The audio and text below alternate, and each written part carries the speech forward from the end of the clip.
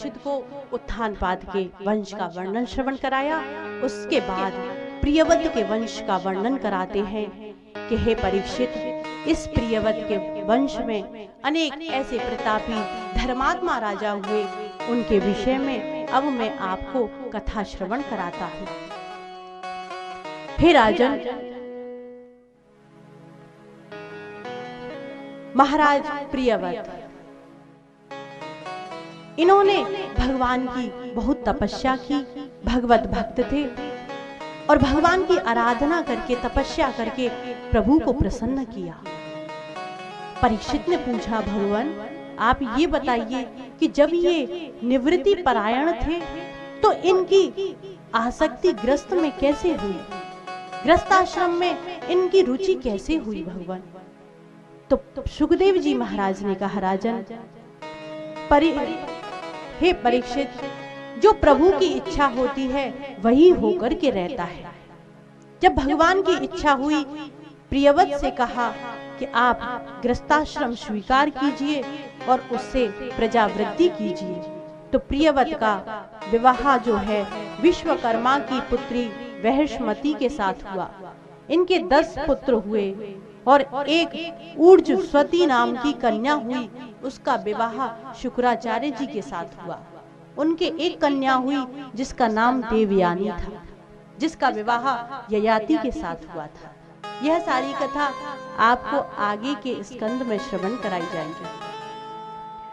प्रियव्रत की दूसरी पत्नी थी जिनसे उत्तम, तामस और रैवत 3 पुत्र हुए। प्रियव्रत ने सूर्य की भांति उनके पीछे पीछे अपने रथ से परिक्रमा की तो उससे 7 लकीरें बनी जो 7 समुद्र और 7 द्वीप के रूप में परिवर्तित हो गईं। इस प्रकार महाराज प्रियव्रत ने अपने प्रजा के लिए धर्मा अनुसार प्रजा पालन करने लगे और प्रजा पालन करने के बाद उनके 10 पुत्र आगे इसी वंश में महाराज प्रियव्रत नाभि हुए।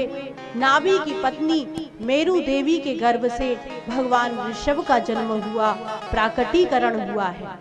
बोलिए ऋषभ देव भगवान की। ऋषभ देव जो थे सुंदर सुडोल थे, अपने ऐश्वर्य अपनी कीर्ति से सब में श्रेष्ठ थे, इसलिए उनका नाम ऋषभ पड़ा।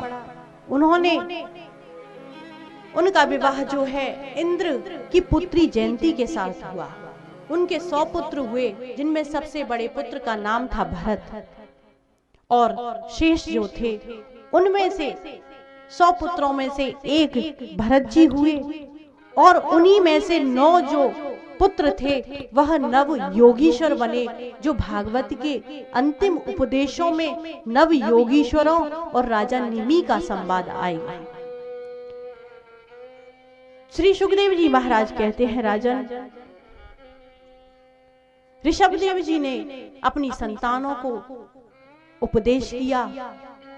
उन्होंने अवधूत मार्ग अपनाया और उस मार्ग में दिगंबर सन्यासी मार्ग अपना करके अपनी संतानों को उपदेश देते हैं कि यह शरीर जो है पुत्रों बड़े भाग्य से मिलता है, इसका सदुपयोग करो। इस शरीर से जितना हो सके इन विषय भोगों को त्यागो और त्याग करके उस परमात्मा की प्राप्ति के लिए तैयारी कर लो, क्योंकि काल की कुछ खबर नहीं कब आ जाए महाराज। ना तो ये पता कि 20 वर्ष की आयु में ही आ जाए, ना ये पता कि हम 40 के हो गए कि 50 के हो गए। ये तो प्रभु ने हमको छूट दे रखी है कि जाओ, जाकर के इस पृथ्वी पर अपनी शुभ कर्म करो और शुभ कर्म करके समाज की सेवा करो, समाज की सेवा से सबको आनंदित करो। और जब हम समाज की सेवा करेंगे, किसी दूसरे की आत्मा की प्रसन्नता के लिए कार्य करेंगे, तो उस आत्मा से आशीष मिलता है, सेवा से आशीष मिलता है। लोक हित से आशीष मिलता है। समाज की सेवा करना अनिवार्य है। समाज की सेवा कीजिए, जैसी बन पड़े, चाहे शरीर से बन पड़े, चाहे मन से बन पड़े, चाहे धन से बन पड़े, जैसी बन पड़े आप कीजिए।